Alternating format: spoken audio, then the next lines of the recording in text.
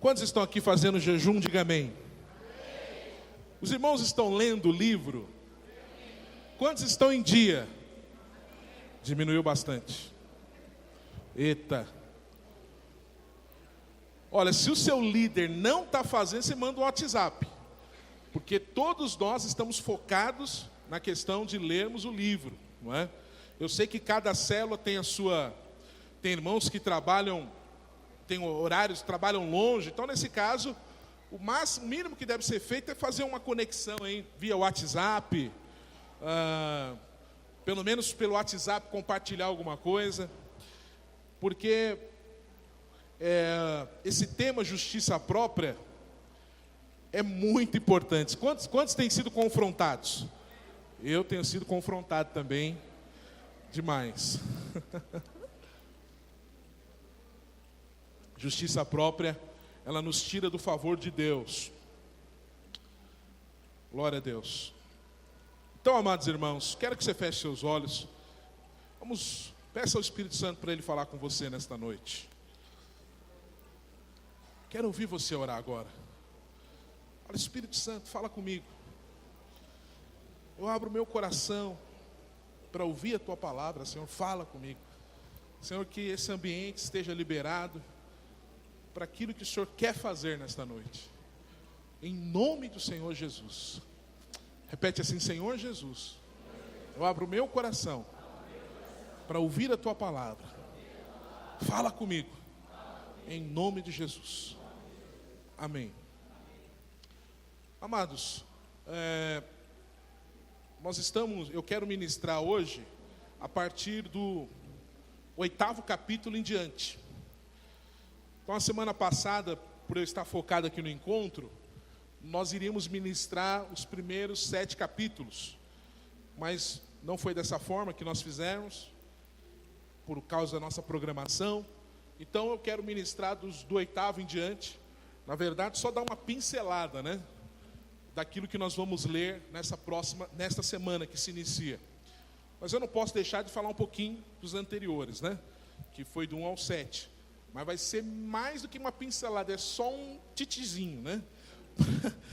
Porque senão ficaremos muito tempo aqui, ok?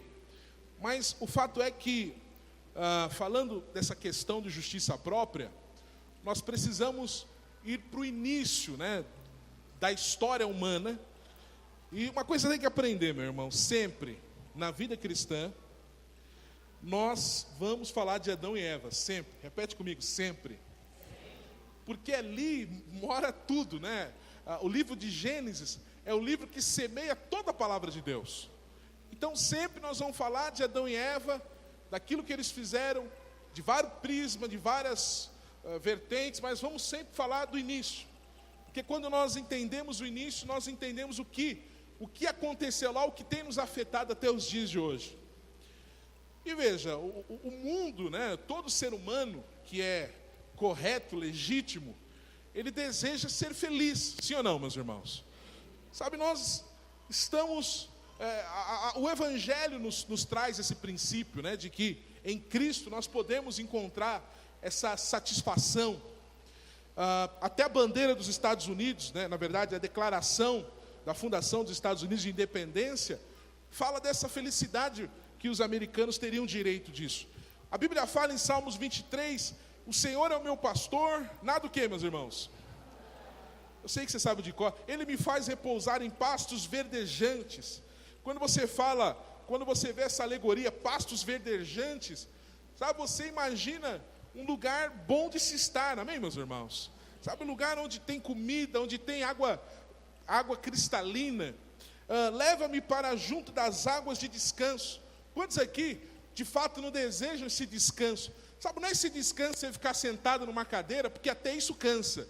Mas é o descanso de você, embora você esteja vivendo adversidades, porque estamos no mundo, mas dentro de você está descansando. Isso é maravilhoso. Refrigera-me a alma, guia-me pelas veredas da justiça, por amor do seu nome. Sabe, isso é extraordinário. E é uma promessa de Deus para nós, amém, meus irmãos? Uma vez que o Senhor é o nosso pastor, nada nos falta. Aí você fala assim, Carlão, mas tem faltado. Olha, esse nada faltará, não faltará nada do que eu preciso para viver. Eu posso garantir para você, nada tem faltado na minha vida. Para que eu viva. Carlão, está faltando, está difícil na minha vida. Sabe, nós queremos te ajudar. Nós somos uma igreja que ajuda. Pelo menos aquilo que é essencial, nós garantimos para você que nada vai faltar. Você sabia que existe uma estatística que no povo evangélico, dentro do povo evangélico, não existe ninguém que passa fome? Alô? Não existe um que passa fome. É lógico que tem gente que caminhou e hoje eles estão fora do caminho. São filhos de Deus? Do meu ponto de vista, são. Todavia, estão vivendo como os filhos do diabo. E eles não buscam ajuda. Mas dentro do povo de Deus, aqueles que estão conectados na casa de Deus, não tem um que passa fome. Carlão, mas tem aqui nessa igreja. Se tiver, você me fala. Nós vamos resolver esse problema. Mas vamos para o texto. E aí, essa questão de busca pela felicidade, ela se tornou algo tão... Isso faz parte do ser humano, mas as pessoas elas querem viver nessa busca constante, não é? Mas até as pessoas do mundo fazem isso. Um dia eu estava na Saraiva, livraria Saraiva, e eu vi ali um livro que é best-seller. Aí eu falei, vamos ver, né? Um livro que estava em destaque. Na época, tinha mais de 3 milhões de exemplares vendidos, só no Brasil. E aí eu fui ler o texto, é Como Fazer um Amigo. Encontrando a felicidade, como fazer um amigo. Que coisa! Isso é tão importante. Porque as pessoas elas querem se relacionar e o relacionamento é no âmbito de felicidade. Ninguém quer ter uma casa com piscina, sendo que só você nadando na piscina. Nós fomos criados para vivermos em comunidade, amém, meus irmãos? Mas o mundo também quer isso, o mundo quer a felicidade. Mas o texto que nós lemos aqui em Salmos nos fala que estar numa posição de felicidade não é uma condição de você buscar, mas é uma condição de você ser levado para isso.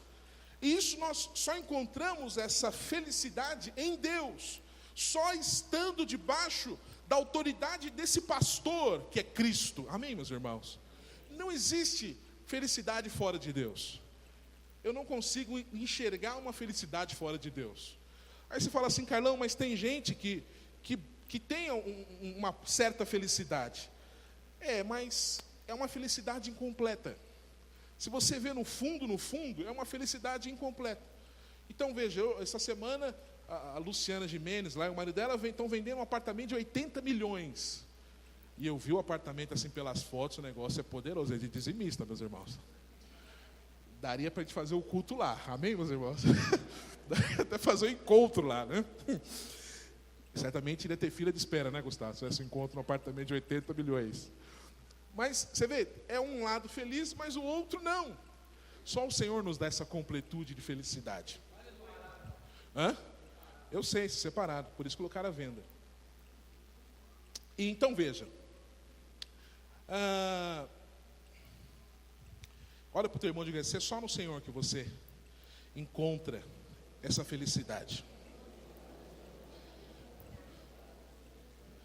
Agora, quando eu quero ser feliz, que isso é legítimo para todo ser humano, não é só para crente.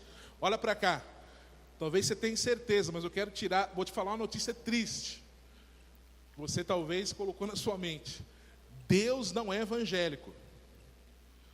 Quando Deus preenche ali o formulário, o nome, eu sou, religião, evangélico, da igreja videira, não existe isso. Mas se uma viva alma clamar por Deus, aonde ela estiver, sabe, Deus entra, sim ou não, meus irmãos? Deus entra na vida dessa pessoa e traz completude para ela. Mas qual que é o problema? Que as pessoas, elas querem buscar isso fora de Deus. E aí, nasce essas duas palavras que vamos mais falar nesses dias. Justiça própria.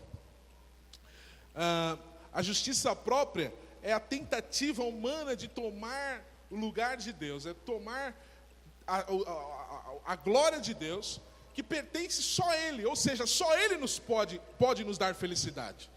Mas a justiça própria nos faz, nós nos vestimos de uma roupagem de que nós podemos, não é, ter algo sem Deus. Então o homem, ele busca, não é, incessantemente viver uma vida longe de Deus. O desejo do homem é ser eterno. Então eles fazem experimentos e mais experimentos de tais congelamentos, né, para o cara acordar daqui tantos anos, não é? Então o homem, ele busca incessantemente a eternidade. Ele busca o prazer interior, mas não busca na sua essência. Ele busca na medicina. Nada contra buscar essas coisas na medicina, mas eu quero dizer para você que tem coisas que só Deus pode te dar. Só Deus pode fazer. Então, meu irmão, esse jejum, né, é muito importante para nós, porque nós não estamos mais nesse caminho natural de buscar a felicidade pela felicidade, mas nós estamos num caminho espiritual. E esse mesmo vício que os ímpios têm de buscar essa felicidade, nós podemos ter também na vida cristã. Alô? Eu e você podemos ter na vida cristã. Se eu e você tomamos qualquer atitude que é longe, que é fora da vontade de Deus, nós estamos caminhando, né? Estamos nesse caminho de justiça própria. Isso é muito ruim. Por exemplo, quando você acha que a sua justiça, ela consegue te deixar em um patamar longe de Deus, ou sem a dependência de Deus. Por exemplo, você peca, você erra com a sua esposa, e aí você fala assim: olha, amor, me perdoa, nunca mais na minha vida eu vou cair novamente. Olha, quando você constrói esse pilar na tua vida, isso é justiça própria, porque inevitavelmente você provavelmente vai cair naquilo que você pactou que não iria cair, porque a nossa justiça, ela não dura nem uma semana. A nossa palavra, ela não dura nem uma semana, talvez nem alguns minutos. Nós não podemos, meus irmãos, fundamentar nossa vida naquilo que nós falamos, mas sim naquilo que Deus disse. Amém, meus irmãos? Sabe, o nascimento da justiça própria aconteceu lá no Éden. Então, Adão e Eva, no primeiro momento, eles confiavam em Deus, no caráter de Deus. Adão, ele se encontrava com Deus na viração do dia, o cara via Deus, tinha um relacionamento com Deus. E aí, o que aconteceu com eles, meus irmãos? O que aconteceu, meus irmãos? Caíram.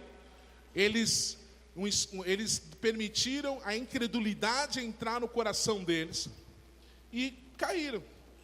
E aí, a primeira coisa que eles fizeram, aliás, eles perceberam que eles estavam o quê, meus irmãos? Nus. Agora veja, o pastor Wilson coloca um fato interessante que eu nunca tinha pensado nisso. Então eles perceberam que estavam nus. E qual que foi a referência que eles tinham de alguém vestido para eles perceber que estavam nus? Quem que era, meus irmãos? Deus. Os irmãos estão lendo o livro, glória a Deus. Então eles viram Deus vestidos, não é? E eles perceberam que estavam nus. Agora, se eu estou diante, olha para cá, meus irmãos, se eu estou diante de um problema, e eu sei que Deus é a solução, a quem eu devo recorrer? Deus. Mas o que eles fizeram?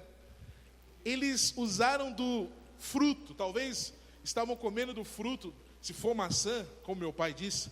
Essa semana eu falei para meu pai, vai ter prova lá no seminário, e eu fazendo algumas perguntas para ele, falou: olha, Adão e Eva caíram e eles comeram da maçã.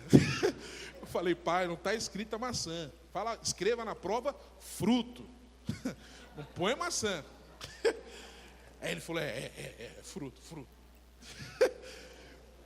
Mas eu imagino Adão e Eva comendo a maçã, porque eu não gosto muito de maçã, meus irmãos. Eu como, mas eu não gosto muito. E aí eu imagino, na hora que descobriram que estavam nus, Evinha já foi lá, pegou uma maçãzinha, cortou, colocou na bandeja e deu para o maridinho. Fala: amor, nós estamos nus, o que nós vamos fazer? E aí tiveram a infelicidade de uma ideia infeliz de construir, aliás, de colher algumas folhas de figueira e tampar a sua nudez. Agora eu te pergunto, quanto que duraria uma folha de figueira tampando uma nudez, meus irmãos? Do jeito que eu sou desastrado, meus irmãos, talvez 30 segundos. Mas haja folha de figueira, né? Mas veja que coisa. Eles buscaram alguma alternativa para não precisar de Deus. Porque afinal, muito provavelmente, por Adão, ele começou a visualizar, né, a lembrar o seu poderio. Porque veja, um cara conseguir colocar nome em todos os animais, é um cara muito inteligente, sim ou não, meus irmãos? Porque antes da queda, ele usava 100% da mente. Depois da queda, virou o que nós viramos hoje. Nós não usamos 100% da mente. Então provavelmente ele falou, eu consigo me resolver, eu consigo resolver o meu problema. Afinal, eu sou inteligente. Talvez nos dias de hoje falaria, afinal, eu já lidero uma célula há tantos anos. Afinal, eu sei lidar com a economia. Não é? Eu tenho uma fama de bom administrador. Então, a justiça própria, o gatilho da justiça própria, vamos colocar assim, tem a ver com as suas qualificações, tem a ver com aquilo que você tem certeza que você é bom. Talvez um bom conselheiro, talvez um bom marido, seja o que for. E naquilo que você é bom, você geralmente não consulta Deus. Você faz ou você responde imediatamente, porque você conclui que você sabe, que você pode. E foi que Adão fez. Ao invés dele chegar e falar, Deus, eu não sei onde o Senhor comprou essa roupa, mas eu quero uma roupa que eu estou nu. Ele poderia, como Deus assim fez depois. Deus matou um animal inocente. Esse animal representa o próprio Jesus, que haveria de morrer na cruz. Ele matou um animal e vestiu Adão e Eva. E é o que Deus queria fazer com eles. Mas eles resolveram o problema sem Deus. Eu quero te perguntar, meu irmão, como que você tem agido diante dos seus problemas? Você tem dependido de Deus? Você tem, de fato, vivido uma vida de dependência de Deus? Eu vou te dar um exemplo para você conseguir mensurar a sua vida espiritual. Olha para cá, meu irmão, deixa a criança bonitinho, olha para mim. Presta atenção. Eu quero te perguntar, a forma de você saber se você depende de Deus ou não, se você está dependendo de Deus ou não, tem a ver com o tempo de oração ou se você tem orado. A oração é o dependenciômetro da vida do crente. Sabe, você responde as coisas de pronto ou você consulta a árvore da vida? Sabe, às vezes tem um negócio maravilhoso, o carro que você sonha, a cor, o modelo, o vendedor, a gente fina, o motor, você olha, o mecânico fala, está 0 bala. Mas para que orar, se tudo está indo bem? Sabe, é aí que você cai. Foi aí que aconteceu com Adão e Eva. Ele viu um problema e ele falou, olha, eu não preciso incomodar a Deus, eu mesmo resolvo. E ele pegou do fruto da árvore do conhecimento do bem e do mal, comeu e pegou a folha de figueira e colocou para tampar a sua nudez. Sabe o que é interessante? Que a vida de Adão antes da queda era uma vida de relacionamento com Deus. Repete comigo, relacionamento com Deus. Sabe, era uma vida de relacionamento sadio, familiar. Adão, um homem de fé, mesmo tendo uma sentença que ele iria morrer por causa do pecado, ele creu na justificação de Deus e colocou o nome de Eva, ou seja, vida. Ele chamava sua esposa de vida. Em outras palavras, olha, nós confiamos tanto em Deus que nós não vamos morrer, você é a própria vida. Mas ele vivia num relacionamento maravilhoso na vida familiar. Sabe, o seu propósito de cultivar o jardim estava indo muito bem. Até o momento que ele ouviu o diabo. Então, filho, se você quer saber como é estar no propósito de Deus, tem a ver com Deus, propósito e família. Repete comigo, Deus, propósito e família. Essas 3 coisas precisam estar muito bem alinhadas na sua vida. Se você tem Deus em primeiro lugar na sua vida, se você enxergou o seu propósito, o que significa o propósito? Porque estou aqui. O que eu estou fazendo? Aonde eu estou investindo a minha vida? O que eu estou fazendo? Está me trazendo satisfação, alegria? Então você está no propósito. Esse microfone seria um microfone frustrado, se pudesse ser, se eu pegasse esse microfone e quisesse abrir latas de leite condensado. Porque não daria para abrir, eu iria estragar esse negócio aqui, e não abriria, porque não foi criado para esse propósito. Então tem muita gente querendo abrir lata de leite condensado com o microfone. Sabe, você precisa entender o propósito. Carlão, como que eu enxergo o meu propósito? Como eu entendo o meu propósito? Olha, primeiro, você tem que entender que o propósito de Deus sempre ele vai repercutir na eternidade. Repete comigo, o propósito de Deus sempre toca a eternidade. Veja, você gosta de trabalhar onde você está trabalhando, glória a Deus por isso. Mas veja, se você é uma enfermeira, por exemplo, se você apenas for uma enfermeira, ou que é reconhecida pelo seu patrão, pelas pessoas, como uma ótima enfermeira, olha, o máximo que vai acontecer com você, você vai ter um nome de um hospital sendo o teu nome. O nome de uma rua, uma placa lá no hospital, né, com o seu sorriso, né, estampado ali. Ou seja, recebeu tua glória aqui no mundo. Mas se você for uma enfermeira que entendeu o propósito, você entende que você é uma agente disfarçada no hospital. Quantos estão entendendo? Olha, se Deus pudesse te perguntar, você falaria assim, olha, eu sou uma enfermeira como uma agente disfarçada, mas na verdade eu sou uma serva de Deus. Hoje na Videira Sul, de manhã, um médico, né, ele, nesse tempo de jejum, ele está pedindo o dom de curar. E aí ele contou que essa semana um senhor foi no consultório dele, e o senhor de 72 anos estava sentindo uma dor muito forte na coluna, se não me falha a memória. E aí o médico, conversando com aquele senhor, percebeu que ele era evangélico e tal, e o Espírito Santo falou, ora por ele. Eita! E aí ele começou a perguntar, investigar com o paciente. Aí o paciente falou, olha, eu tenho tomado vários remédios durante alguns anos, inclusive, e essa dor não sai, doutor. Aí ele falou, olhou para o lado, olhou para o outro, estava fechada a porta, né? Falou, o senhor permite orar pelo senhor? Aí ele orou, né? E aí o senhor estava com a esposa. Aí na hora de sentar, na hora dele receitar, né? O senhor falou, doutor, sumiu a dor. Aí ele falou, mas sumiu mesmo? Sumiu. Aí ele ficou em pé, mexeu. Falou, não, eu estou curado, doutor. Aí agora ele entendeu o propósito dele. Ele achou que o propósito dele era só receitar, né? Remédio, operar, não. Ele é apenas um médico disfarçado, amém, meus irmãos? Agora você imagina que avivamento vai ser, né? O médico lá, e o sujeito vem cheio com dores, ele ora ali, o sujeito sai curado. Sabe, isso que é glória de Deus. Agora, se você é um engenheiro, e você só vai construir prédio, isso é muito triste, porque o propósito sempre vai tocar a eternidade.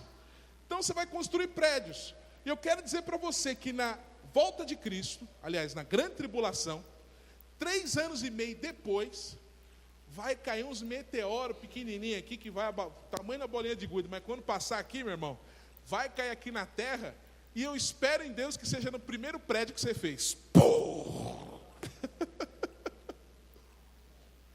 Estourar tudo. Porque o que nós fizermos aqui, seja com construção, isso vai ficar aqui, amém, meus irmãos?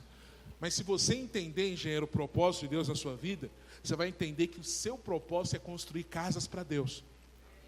Casas para a eternidade. Então veja, Adão ele estava indo bem com Deus, ele se relacionava com Deus na viração do dia, ele tinha um propósito também claro, e vivia bem com a sua esposa. Mas depois que caiu, meu irmão, o foco era Deus. Depois da queda, o foco ficou nele mesmo. E esse é o problema, que quando nós caímos, não é? Aliás, esse é o problema da consequência da queda. O primeiro problema da consequência da queda é olhar para si. Repete comigo, olhar para si. Caiu, percebeu que estava nu. Que coisa. A segunda consequência da queda é se esconder. Repete comigo, se esconder. Sabe, sinal de justiça própria é você se esconder dos outros. Não é a primeira coisa que nós fazemos, meus irmãos, quando nós estamos meio injuriados? A gente quer se esconder das pessoas, não é? Mas isso é uma tolice, meus irmãos, porque quando nós nos escondemos, nós não permitimos que a luz nos toque. E aí não somos curados e o Senhor não pode trabalhar em nós. Sabe, nudez na palavra de Deus aponta para fraqueza e debilidade. Repete comigo, fraqueza e debilidade. A terceira coisa que acontece quando a consequência da justiça própria é medo. Repete comigo, medo. Sabe, medo é um sinal da manifestação da justiça própria. É o problema de você enxergar Deus como seu inimigo, ao invés de enxergá-lo como seu amigo. Por isso que quem tem medo, quem vive com medo, não foi aperfeiçoado ainda no amor de Deus. Ou seja, não conhece Deus na sua essência. Olha para o teu irmão e diga assim, Deus, Ele é amor. E por fim, isso traz condenação. Repete comigo, condenação. Irmãos, nós temos alguns exemplos na palavra de Deus, de pessoas que caíram nesse erro da justiça própria. E glória a Deus pela palavra de Deus. Porque a palavra de Deus, ela não esconde os feitos maravilhosos dos homens de Deus, mas também os seus feitos que nós não devemos imitá-los. Primeiro, o exemplo que o pastor Wilson colocou no livro é o exemplo de Judas. Repete comigo, Judas. Sabe, quando falamos de Judas, nós falamos sim de um traidor. Todavia, traição foi o fim da sua vida. Judas, ele foi alguém que andou com Jesus, mas nunca andou com ele verdadeiramente. Ele andou paralelamente. Então, Judas Iscariotes, ele vem de uma região que chamava Iscariotes, que era uma região onde tinham muitos revolucionários. Talvez seria uma Cuba da vida nos dias de hoje, não é? E ele andou com Jesus, mas ele tinha uma visão mais sociológica do que do reino de Deus. Ele achava que por Israel, né, estar à mercê do Império Romano, ele achava que Jesus seria o libertador. E aí, meu filho, ele juntou muitas frustrações para com Deus. Porque Judas, ele tinha uma justiça própria. E Deus tinha justiça, que é a justiça de Deus. Mas Judas, ele não queria abrir mão da sua justiça. Ele queria que a sua opinião, que os seus valores, que aquilo que ele acreditava viesse a acontecer, quer Deus ou quer não. E aí ele tomou vários golpes do Senhor, né, no ensinamento. Então veja, Judas, ele era o tesoureiro, não é, do ministério de Jesus. E quando uma mulher derramou o perfume, né, aos pés do Senhor, e ela gastou um valor correspondente a 365 dias de trabalho, ou seja, 1 ano de trabalho, Judas olhou para aquilo e achou um absurdo. Ele falou, isso daqui é um desperdício, você gastar todo esse dinheiro, ainda que seja para Jesus. Aí, talvez nessa hora, todo mundo olhou para a cara dele, ele falou, mas eu estou falando isso porque poderia, ao invés de gastar esse dinheiro aqui, dispensar esse dinheiro no Senhor, poderia ajudar os pobres, amadinho. Mas na verdade, que ele queria o quê? Queria grana, queria o dinheiro. Eu imagino quando Jesus, ele comissiona os 70 apóstolos, e Jesus fala assim, olha, vocês vão para a região onde o Espírito Santo vos mandar, mas vão sem dinheiro. Imagina a situação. Eu imagino que Judas falou, quê? Sem dinheiro? Eu não posso levar nem o cartão de crédito do ministério de Jesus? Não, sem dinheiro. Deus vai te sustentar. Sabe, meus irmãos, na graça, o dinheiro tem o objetivo de nos fazer generosos. Agora, na lei, o dinheiro nos torna avarentos, cheios de justiça própria. Sabe, Judas, ele caiu nesse engano de usar a moeda do reino, que seria a fé, em troca do dinheiro. E o que aconteceu? O final da sua vida, nós já sabemos. Ele se enforcou, se suicidou. Que coisa! Sabe o que significa, meus irmãos? Toda vez que nós caminhamos no princípio de justiça própria, nós caminhamos no princípio da morte. Alô? É princípio de morte. Sabe, a morte é interessante que você não precisa vê-la, você sente. Você sente um ambiente que é carregado de morte. É como você sente pela voz, você sente pela fisionomia, você sente no seu interior. O que está acontecendo? Esse ambiente não é um bom ambiente. Porque a morte, ela é algo que impregna. As pessoas que foram, igual a Mel e alguns irmãos que foram lá para a Alemanha, onde Hitler matou vários judeus, todas as pessoas que vão lá, até os ímpios, eles falam que é um ambiente de morte. Por mais que fizeram uma praça, deram uma disfarçada ali, mas é um ambiente pesado, um ambiente de morte. Sabe, eu quero te perguntar, como que está a sua vida cristã? A sua vida cristã tem exalado vida ou morte? Aí você fala assim: Carlão, peraí, eu sou uma nova criatura em Cristo. Olha, eu quero dizer que é possível, presta atenção, é possível, mesmo sendo crente, mesmo estando debaixo da graça de Deus, viver um princípio de morte. Carlão, por que isso? Quando eu não estou respaldado pela justiça de Cristo, ou seja, eu estou debaixo da graça, ou eu estou vivendo na base da minha justiça, eu saio dessa graça, eu decaio dessa graça. Sabe, meus irmãos, eu gosto muito de ler o Otmani, inclusive eu preciso voltar a lê-lo.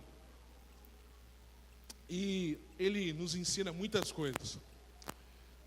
E um dos livros que ele fala da vida que vence, aliás, do obreiro cristão normal, ele fala que a primeira coisa que Deus vai trabalhar na vida de um cristão que quer servir ao Senhor adequadamente é quebrar o ser fã ou o reconhecimento de si mesmo. Sabe, se você é alguém que acha que a sua justiça, que acha que os melhores feitos que você fez ou que você faz, ou o que está de mais profundo do seu coração, você acha que sai coisas boas, significa que você está no princípio de justiça própria. Eu quero falar para você, meu irmão, que a nossa natureza humana e o diabo já foram condenados diante de Deus. Você está me ouvindo? A sua natureza, a minha natureza e o diabo já foram condenados diante de Deus. Porque a nossa natureza humana habita o pecado. Você está me ouvindo? Na nossa natureza habita o pecado. Não existe nada de bom na nossa natureza pecaminosa. E se você entende isso, e se você não entende isso, eu quero te fazer uma pergunta. O que você liderou do começo ao fim que foi bom? Que não trouxe desconforto para outras pessoas? Que não trouxe frustração para você? Sabe, se você está aqui, é porque você entendeu pelo menos que o tempo que você foi o dono da sua vida, você não foi bem sucedido, é por isso que você está aqui. É por isso que você levantou a mão para Jesus, dizendo: eu te aceito como meu Senhor e Salvador. Me salvou porque eu estava perdido e afundado na lama. Sabe, não tem nada de bom. Muito cuidado com os seus aconselhamentos. Se o seu aconselhamento se baseia no que você fez de bom, cuidado. Nós não aconselhamos por causa do meu sucesso. Eu aconselho porque Cristo é meu referencial. Você não é meu discípulo. Você não é discípulo de ninguém, você é discípulo de Cristo. Porque se você for meu discípulo, o dia que eu falhar, azedou o pé do frango, como diz o Vitor. Mas o dia que eu falhar, você vai entender quem você é discípulo, porque Cristo não falha com você. E Cristo é o seu maior referencial. Agora, meu irmão, Judas, ele caminhou em um princípio de suicídio. Ele entrou na justiça própria e morreu na justiça própria, ao ponto de ele se colocar em uma posição de que ele poderia dar fim na vida dele, sendo que nem ele mesmo colocou e deu início à sua vida. Que coisa! Essa semana, um ator sul-coreano, depois de alguns escândalos, ele se suicidou também, porque não queria encarar os seus problemas, que ele mesmo plantou.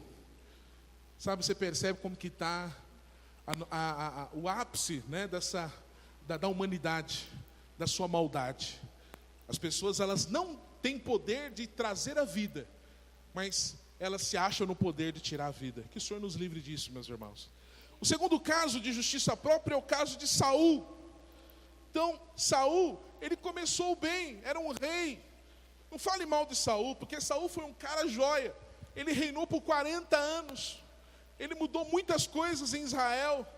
Foi um cara joia. Todavia, ele começou bem, mas terminou mal. Quando um rei, ele ganhava a guerra, a primeira coisa que eles faziam era levantar um altar ao Senhor e sacrificar ao Senhor.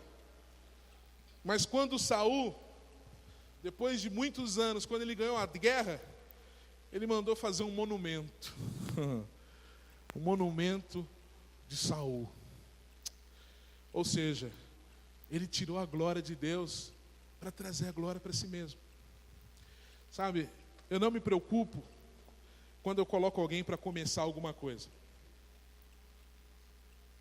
Nunca se preocupe, por exemplo, o dia que o Senhor falar para você, através da autoridade: fulano, você vai ministrar a palavra na célula. Aí você fala: nossa, que coisa, não. Eu mesmo, é você. Não se preocupa com a primeira vez. Sabe por quê? Porque a primeira vez você vai estudar, meu filho. Antes de você ministrar, até o último segundo você fala: irmão, eu só vou no banheiro rapidinho. Deus, eu creio que o Senhor vai me usar, eu creio. Quando você vai ministrar o curso de maturidade, então você ouve os áudios do pastor Aloysio, pastor Marcelo, do Reinhard, você ouve até Abraão, você ouve todo mundo. O primeiro é sempre bom. O problema é o segundo. A segunda, a terceira, a quarta, a centésima. Quando chega na terceira, quarta, quinta, sexta, você já não se prepara mais como antes. Porque você começa a confiar em você. Não tem mais nervosismo. Porque você começa a confiar em você. É aí que mora o problema. Você está me ouvindo? Aí você fala assim: mas Carlão, por que na vida cristã antes as coisas fluíam mais? É porque antes na vida cristã você confiava na justiça de Cristo. Porque você falava assim: eu não dou conta de ministrar 15 minutos na célula. Eu não dou conta. E aí você fala: Deus, fala por mim. E Jesus fala, sim ou não? Fala. E aí os irmãos choram a um liberar de vida. Mas quando você já aprendeu a fazer? Quando você já tem facilidade de ler algo e gravar e depois replicar? Aí é o problema. Porque você deixa de depender de Deus. E aí piora a situação. Quando você, sem depender de Deus, você faz a coisa, e aí Deus, ele derrama graça, misericórdia. E ao fluir de Deus, aí você fala: esse negócio aqui ficou melhor ainda. Porque eu não dependi de Deus e o negócio teve unção ainda. Então o negócio sou eu. Teve um cara que na década de 80, ele poderia ser nos dias de hoje um Billy Graham, que faleceu, foi um dos maiores pregadores de todos os tempos. Ele chama, está vivo ainda, Jimmy Swaggart. Ele tinha um programa de televisão na televisão brasileira, era muito conhecido. Ele já até encheu o Maracanã, na década de 70, 80. E aí, em algum momento, ele caiu com uma prostituta e o ministério dele bagunçou bastante. Mas ele está firme no Senhor, seus filhos pregam, sua esposa perdoou. Ele é forte, ainda tem uma igreja grande nos Estados Unidos. Todavia, o seu ministério aqui no Brasil cessou praticamente. E ele conta que a sua queda não foi com a prostituta. embora ele saiu com a prostituta. Mas ele fala que a queda dele aconteceu em um dia que ele estava indo para um estádio, né, para conduzir uma reunião. E aí estava um trânsito muito grande para chegar até o estádio. E quando ele estava a poucos metros do estádio, e aquele congestionamento de pessoas entrando no estádio, e aí ele pensou, ele não falou, ele só pensou. Alguém começou a gritar o nome dele, e ele ouviu, e ele pensou, e dizendo no seu coração: esse povo precisa de mim. Ele falou que ali foi a queda dele. Quando ele entendeu, ele concluiu que ele era importante. Em outras palavras, ele não disse mais do que a presença de Deus. Próprio outro pastor, que seria também muito grande, talvez o maior teólogo do Brasil, Caio Fábio, ele também teve uma questão de queda. Não estou aqui para exaltar a queda, não é isso, porque esses homens estão bem hoje. Mas ele falou também que a sua queda foi quando ele achava que sair com uma secretária não seria pecado, porque ele era alguém muito requisitado no Brasil e no mundo. Você percebe? Quando nós fazemos monumentos, isso aí você fala assim, Carlão, mas isso é para os grandes. Não, para você também. Às vezes tem coisas que você fez e você deixou de fazer, e você fica reivindicando coisas, porque você é muito importante, porque afinal você é um monumento, alguém que seria digno de glória. Sabe, muito cuidado, meus irmãos. Deus, Ele não divide a glória dEle com ninguém. Você está me ouvindo? Deus não divide a glória dEle com ninguém. Todos nós devemos estar sempre humildes na presença de Deus. Sempre humildes na presença de Deus. E Saul, ele confiou no seu talento natural. Começou bem, na dependência do Espírito, mas terminou na independência no Espírito. E qual foi o fim dele? Morte. Repete comigo, morte. E na sua morte, ele julgou que ninguém era digno de matá-lo, porque sendo o rei ele poderia ordenar. Ele mesmo se matou com a sua própria espada. Abraão, por exemplo, o pai da fé, também caiu no erro da justiça própria.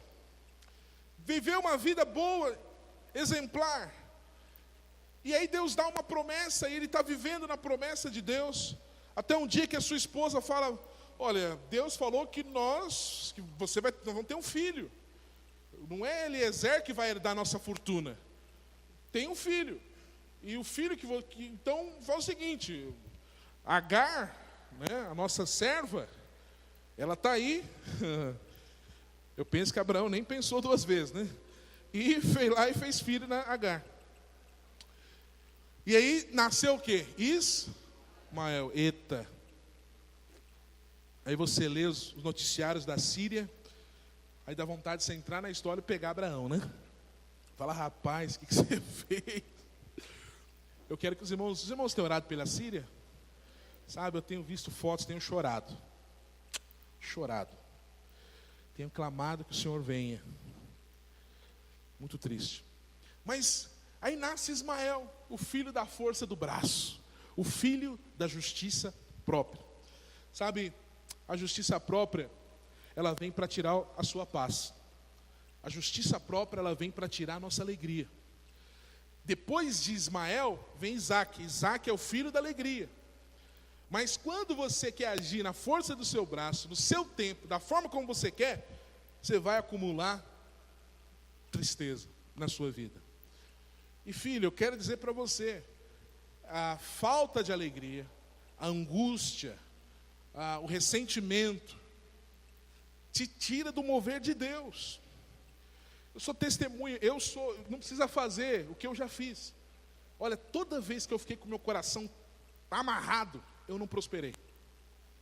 Você está me ouvindo? Nada. Não prosperei. A oração, orava, estava com o Senhor. Às vezes vinha alguma gotinha de chuva, né? Mas não tinha prosperidade. Eu não via a mão de Deus na minha vida, porque estava com o coração amargurado. E digo mais, às vezes amargurado com a minha liderança. Eu penso que é sempre florzinha de Jesus. Amargurado, azedo. Aí não prosperava, a coisa ficava travada na minha vida. Então, filho, faz uma retrospectiva na tua vida. Se o teu coração está azedo, meu irmão, seja com que situação for, seu patrão, seu marido, seja quem for, veja se você está prosperando, veja se as coisas estão andando, olha para trás, põe na caneta, veja se você cresceu espiritualmente, veja se você tem tomado a cruz. Sabe, a coisa não flui, a coisa não vinga. Por quê? Por causa de coisas mal resolvidas. E Agar, e nascer Ismael, e Agar e Sara, falando para Abraão, coabitar, né, uma linguagem antiga, né, coabitar com Agar, é falar, Deus é incompetente, porque Deus está demorando. Ele prometeu, mas é incompetente. Que coisa, que o Senhor nos livre disso. Moisés também foi pego na justiça própria. Veja, Moisés, nos seus primeiros 40 anos, ele foi treinado, repete comigo, treinado.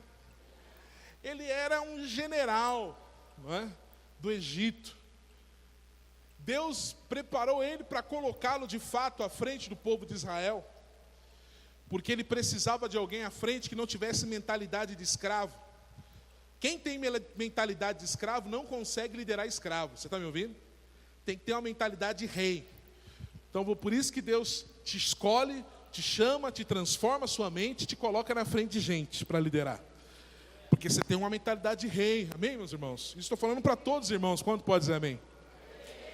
E aí, Moisés, ele entende que era momento na sua força, né?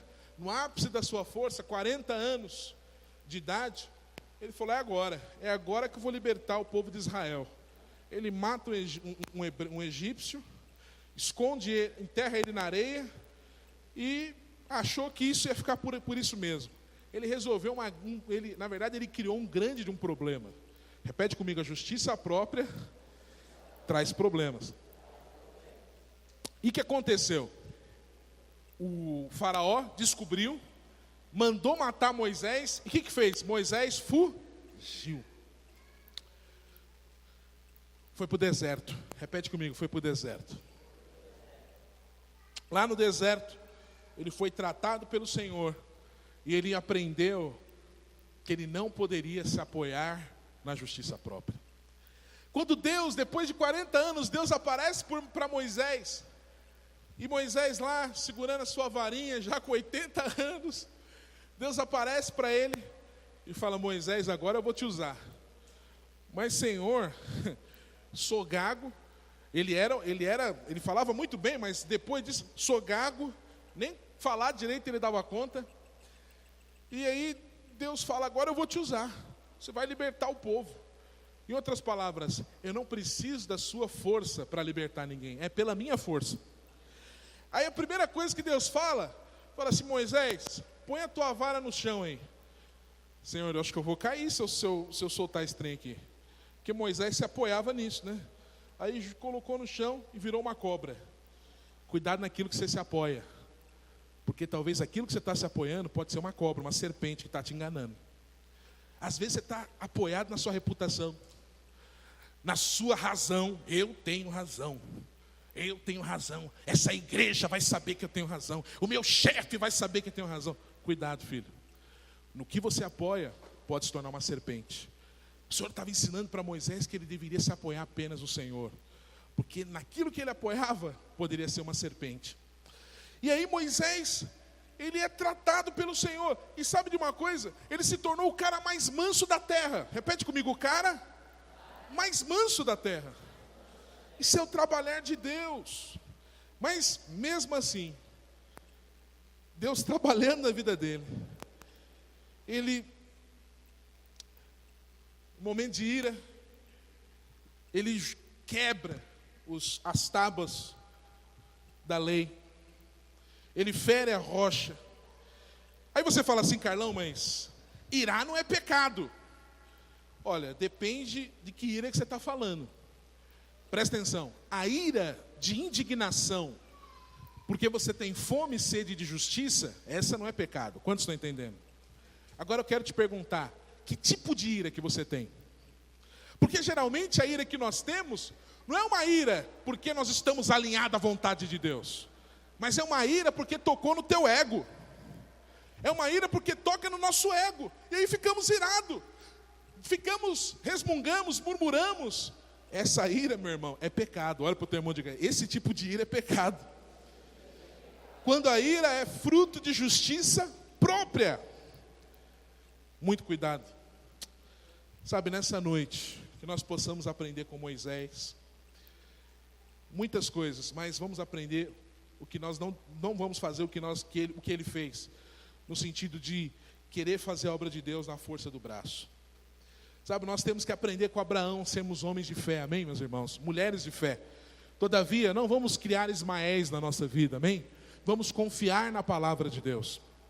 Sabe, podemos aprender com Saul, ser um bom rei, governar bem a nossa casa. Mas olha para cá, meus irmãos.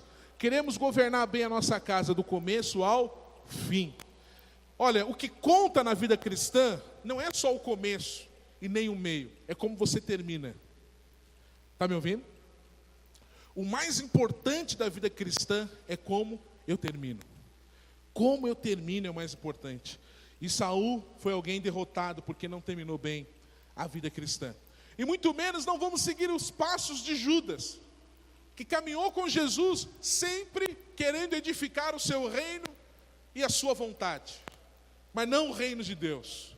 E o fim foi o que, meus irmãos? Morte. Repete comigo, morte. Quantos aqui querem viver debaixo da justiça de Cristo? Levante sua mão. Fala assim, eu creio, Senhor, na tua justiça. Amém, meus irmãos? Vamos ficar em pé, em nome de Jesus. Como eu amo a vida dos irmãos, como é bom servir ao Senhor ao lado dos irmãos, porque nós estamos caminhando para as delícias do Senhor, amém? O Senhor tem bons pensamentos a nosso respeito, que você e eu possamos matar a justiça própria, que eu e você possamos nessa segunda semana estarmos focados lendo os livros, lendo o livro. Se você atrasou, põe em ordem. Se você ainda não começou a jejuar, comece a jejuar agora, não tem problema, comece a jejuar agora. O importante é que você jejue, o importante é que você esteja conectado à igreja, amém? Coloca a mão no seu coração, feche os seus olhos. Oh, Espírito Santo de Deus. Muito obrigado, Senhor, porque o Senhor tem nos ensinado verdades tão profundas, que nós precisamos vencer, fazer a nossa parte, porque o Senhor já fez, o Senhor já condenou a justiça própria, então nós devemos condená-la também na nossa vida. Pai, nós queremos nos vestir da tua justiça, porque é o Senhor que nos justifica, é a sua palavra que nos tornou justo. Senhor, entra nas áreas que nós não conseguimos enxergar, vem com a tua luz sobre nós, ó Deus. Nós queremos ter clareza da tua vontade, queremos trocar as nossas justiças pelas suas, porque nós queremos estar debaixo do teu favor, nós queremos estar debaixo do teu senhorio, queremos estar debaixo da tua vontade. Aleluia. Coloca a mão no seu coração, peça ao Senhor para Ele ministrar nesse jejum na sua vida. Fala, Senhor, me dá luz, eu quero luz, luz do Senhor, dai-me luz, ó Deus. Eu quero enxergar como o Senhor enxerga. Eu não quero mais a minha vontade que prevaleça, eu quero que a sua vontade prevaleça. Eu quero que o seu querer prevaleça na minha vida, em nome do Senhor Jesus. Eu quero ouvir você orar agora. Sabe, talvez você não veio com o coração tão aberto, mas é hora de você orar, falar, Senhor, eu quero de fato que a sua palavra possa me confrontar verdadeiramente. Eu não quero mais a minha vontade, ainda que seja algo que me confronte. Eu quero que o Senhor venha entrar na minha vida, para que as pessoas só vejam o Senhor em mim, minha esposa só veja o Senhor em mim, meu marido, o meu chefe, as pessoas da rua, na condução, as pessoas que me conheçam, que não me conheçam, que elas possam ver o Senhor em mim. Ó Espírito Santo, ó Espírito Santo, ó Espírito Santo, Espírito Santo, Espírito Santo, em nome de Jesus.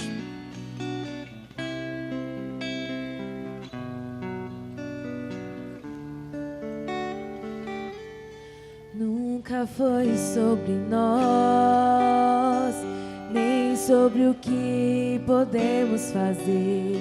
É tudo sobre você, tudo para você, Jesus. Não, nunca foi sobre nós, nem sobre o que podemos fazer. É tudo sobre você, tudo para você, Jesus. Não, nunca foi sobre nós, nem sobre o que podemos fazer. É tudo sobre você, tudo para você, Jesus. Só Tu és santo, santo, santo. Tu és santo, santo, santo. É tudo sobre você, tudo para você, Jesus.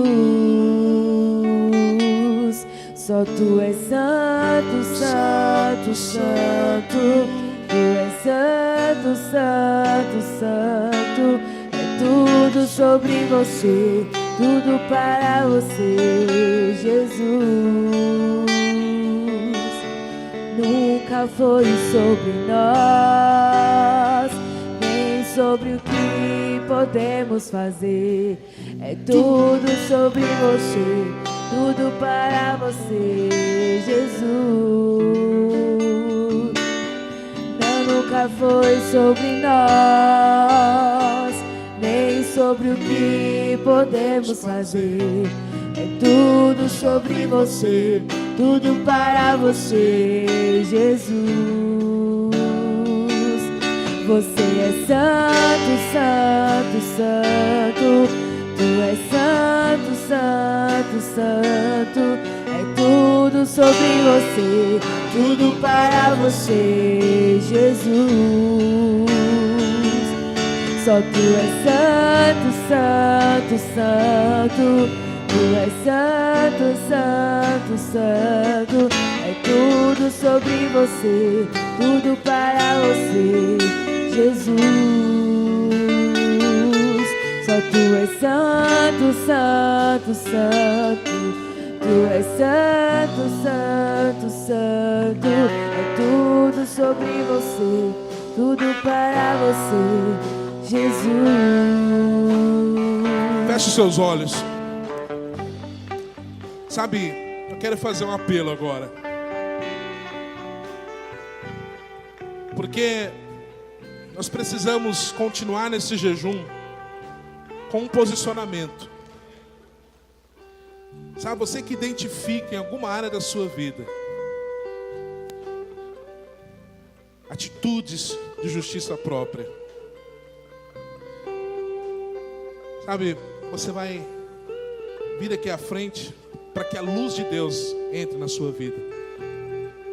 Eu vou orar para que o Espírito possa tirar como uma cirurgia espiritual de nós. E que o Senhor venha nos levar ao arrependimento.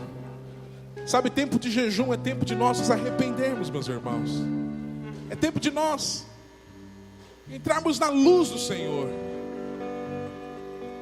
Porque o jejum não muda Deus, o jejum muda nós. Às vezes você que é casado coloca muito a responsabilidade na sua esposa ou no seu esposo, quando a mudança começa em você. Se você mudar suas atitudes, o seu cônjuge vai mudar naturalmente. Na verdade, o Senhor nos coloca como cônjuge para ser o nosso espelho, para mostrar para nós quem verdadeiramente somos.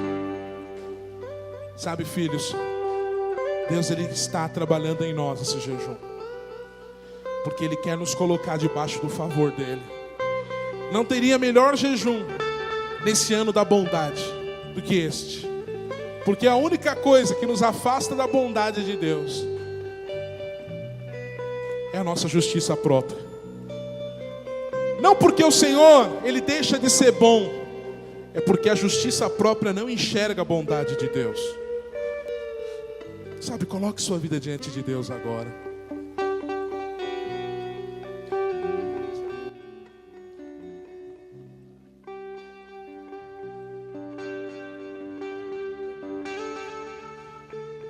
Quem sou eu?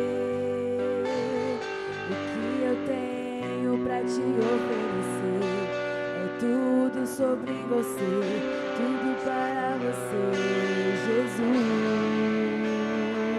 Quero ouvir você orar agora. Feche os seus olhos. Põe sua vida diante de Deus. Traz luz, Senhor. Traz luz, Espírito Santo. Eu não transformo ninguém.